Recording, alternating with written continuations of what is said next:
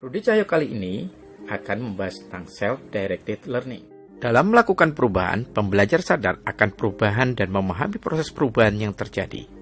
Kunci perubahan pada diri pembelajar adalah kesadaran diri. Karena itu, perubahan diarahkan oleh diri sendiri. Aktivitas diri sebagai prinsip dasar pembelajaran bersifat universal dalam penerapannya. Seseorang dapat belajar hanya melalui reaksinya sendiri terhadap situasi. Tidak ada pembelajaran di mana tidak ada aktivitas mandiri. Prinsip kegiatan mandiri ini dapat dinyatakan secara sederhana, yaitu seseorang siswa belajar melalui kegiatannya sendiri. Dalam proses pembelajaran, pelajar memikul tanggung jawab utama untuk merencanakan, melaksanakan, dan mengevaluasi proyek pembelajaran. Pelajar memiliki apa yang harus dipelajari dan bagaimana cara belajar, dan juga memutuskan kapan untuk melanjutkan dan kapan harus mengakhiri proyek pembelajaran. Suatu proses di mana individu mengambil inisiatif dengan atau tanpa bantuan orang lain untuk mendiagnosis tujuan pembelajaran mereka, mengidentifikasi sumber daya untuk belajar, memilih dan menerapkan strategi pembelajaran, dan mengevaluasi hasil pembelajaran. Ini dikenal sebagai pembelajaran orang dewasa. Pembelajar mendiagnosis kebutuhan belajar, merumuskan tujuan, mengidentifikasi sumber daya untuk belajar, memilih dan menerapkan strategi pembelajaran yang sesuai, dan mengevaluasi hasil pembelajaran. Karena itu, dengan self-directed learning, individu mengambil inisiatif dengan atau tanpa bantuan orang lain. Tujuan dari self-directed learning adalah merencanakan dan berpartisipasi dalam kegiatan belajar sendiri, mengembangkan kapasitas belajar dan berpikir peserta didik, mengembangkan rasa kemandirian dengan meningkatkan pembelajaran emansipatoris, mengembangkan pendekatan pemecahan masalah, mengembangkan keterampilan manajemen waktu, dan mengembangkan keterampilan membuat decision atau keputusan. Prinsip self-directed learning adalah, pertama, pengalaman adalah sumber yang utama dan bermanfaat. Kedua, kesiapan belajar adalah tahapan utama menjadi seorang pembelajar. Yang ketiga, orang dewasa lebih tertarik belajar dari memecahkan masalah daripada sekedar mempelajari materi saja. Yang keempat, orang dewasa dapat mengelola pembelajarannya sendiri. Ini kita akan membahas tentang metode self-directed learning. Tapi sebelum itu, kita harus memahami aspek-aspek yang harus dipenuhi dalam melakukan proses self-directed learning. Pertama, self-motivation. Motivasi mempengaruhi strategi pembelajaran dan proses kognitif yang digunakan individu. Ini meningkatkan kemungkinan orang akan memperhatikan sesuatu, mempelajari dan mempraktekannya dengan cara yang bermakna. Hal ini juga meningkatkan kemungkinan bahwa mereka akan mencari bantuan ketika mereka menghadapi kesulitan. Motivasi mengarahkan seseorang ke arah tujuan tertentu dan memenuhi tujuannya.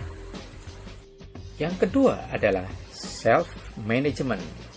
Bagaimana self-management diwujudkan? Caranya dengan membangun tujuan yang jelas, mengumpulkan informasi, komitmen dengan tugas, menggunakan pendekatan sistem untuk pemecahan masalah, perencanaan organisasi, dan pengambilan keputusan, menggunakan komunikasi yang jelas dan fasih, serta proses yang berkelanjutan. Yang ketiga, self-monitoring. Bagaimana melakukan self-monitoring? Kita dapat melakukan self-monitoring dengan mempertimbangkan konsekuensi pemikiran, rencana, keputusan, dan tindakan. Self-monitoring juga bisa dilakukan dengan metakognisi, yaitu proses pemantauan secara sadar pemikiran seseorang. Self-monitoring juga dilakukan dengan cara refleksi diri, yaitu proses merefleksikan pola pikir, rencana, keputusan, dan tindakan sendiri. Self-monitoring juga bisa dilakukan dengan cara melakukan evaluasi diri. Yang keempat, dengan self-modification. Bagaimana melakukannya? Kita bisa melakukan revisi strategi dan menunjukkan upaya untuk memaksimalkan efektivitasnya berdasarkan umpan balik. Selain itu, self-modification juga bisa dilakukan dengan mengubah perilaku seseorang berdasarkan pada data yang dikumpulkan selama pemantauan diri dan umpan balik yang diterima dari orang lain. Berikut ini adalah proses self-directed learning yang dibentuk dalam siklus. Yang pertama, ada namanya kondisi keberhasilan pembelajaran. Ini berarti kita melihat kondisi pembelajaran yang sudah ideal. Yang kedua, kondisi siswa. Kondisi siswa ini didasarkan pada kondisi real atau kondisi yang sesungguhnya. Kondisi real adalah kondisi baik berupa konten atau proses yang nyata saat ini dari sebuah topik atau keahlian siswa. Dari kedua kondisi ini, kita bisa melihat capaian dan gap atau kelebihan dan kekurangan. Ketika ada banyak hal dari kondisi ideal yang sudah bisa diwujudkan, maka itu disebut sebagai keunggulan atau kelebihan atau capaian. Tetapi ketika masih ada yang belum mencapai kondisi ideal dalam kondisi yang sesungguhnya sekarang, berarti itu adalah kelemahan atau biasa disebut dengan gap. Setelah itu, dibentuklah desain pembelajaran untuk menutup gap tersebut. Desain pembelajaran ini memanfaatkan kelebihan yang sudah dicapai untuk menutup kekurangan yang belum tercapai.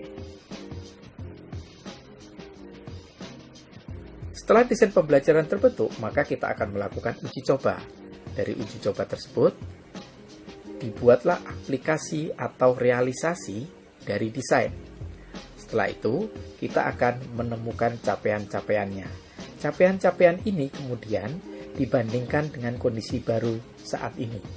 Maka akan terbentuklah gap yang baru dan keberhasilan yang baru. Demikian pembahasan kita kali ini tentang Self-Directed Learning. Semoga bermanfaat. Jangan lupa untuk dukung terus channel Rudy Cahyo TV dengan cara like, komen, share, dan subscribe. Yang belum subscribe, silahkan subscribe sekarang. Dan aktifkan juga tombol notifikasinya yang bergambar lonceng. Terima kasih. Sampai ketemu lagi di pembahasan berikutnya.